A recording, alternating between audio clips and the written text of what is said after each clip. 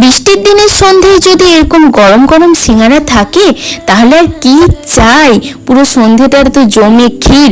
তো চলো চট জলদি শিখিয়ে দিই কিভাবে সিঙ্গারাটা বানাতে হচ্ছে। তো আমাদের প্রথমেই লাগছে ময়দা, ময়দাতে নুন চিনি পরিমাণ মতো দিয়ে দিয়েছিলাম, তারপর দিয়েছিলাম জোয়ানটা দিয়ে ভালো করে মিক্সড করে নেওয়ার পর তাতে দিয়েছিলাম ঘিটা বেশি কোয়ান্টিটিতে দিতে হবে, ঘিয়ের বদলে তোমরা ডালডাও ইউজ করতে পারো কিন্তু তেল ইউজ করা যাবে না। তারপর ভালো করে মেখে নেওয়ার পর ময়নটা ঠিক হয়েছে কিনা কিভাবে বুঝবো, তারপর মুঠো করলে যদি মুঠো হয়ে যায় তার মানে ময়নটা আমার ঠিক হয়েছে।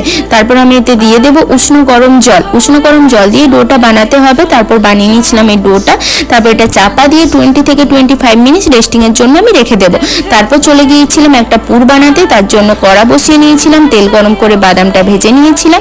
বাদাম ভাজা হয়ে যাওয়ার পর সেই তেলেই দিয়েছিলাম 5 ফোড়ন আর হিং। এটা ভালো করে ভেজে নেওয়ার পর তাতে দিয়েছিলাম পেঁয়াজ আর বিটটা, ভালো করে বিট আর পেঁয়াজটা ভেজে নেওয়ার পর তারপর তাতে দিয়েছিলাম আমি আদা পেস্টটা ভালো করে ভেজে নেওয়ার পর তাতে দিয়েছিলাম নুন, হলুদ, চিনি, টমেটো।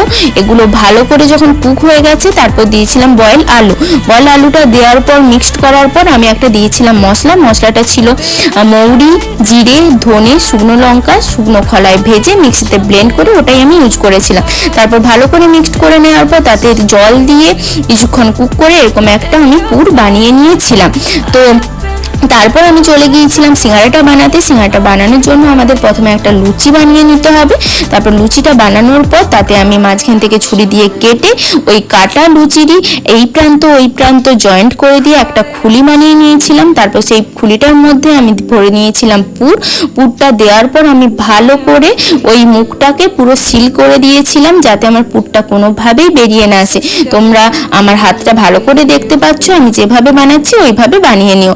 এইভাবে আমি সমস্ত সিঙ্গারাগুলো বানিয়ে নিলাম একটা একটা করে। তারপর আমি বানানোর পর ওভেনে বসিয়ে দিয়েছিলাম কড়াটা গরম হয়ে যাওয়ার পর তাতে দিয়েছিলাম তেলটা অলমোস্ট আমি 70 থেকে 80% গরম করে নেওয়ার পর তারপর ওভেনটা হালকা স্লো করে দিয়ে আমি তাতে সিঙ্গারাগুলো একটার পর একটা দিয়ে দিয়েছিলাম। তারপরে সিঙ্গারাটা প্রথমে আমি স্লো হিটে এবং তারপরে আমি ফ্লেমটা হাই করে দিয়ে কিছুক্ষণ ভেজে নেওয়ার পর তারপর লাল লাল করে ভেজে নিয়ে আমি গরম গরম সিঙ্গারা সার্ভ করেছিলাম।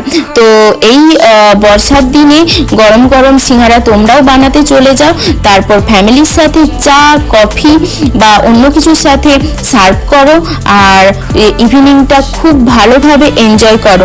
তো চটজলদি বানিয়ে ফেলো আর জানাতে ভুলো না কিন্তু কেমন হলো। তো আজকের মতো আসি, বাই, দেখা হচ্ছে অন্য কোনো ভিডিওতে।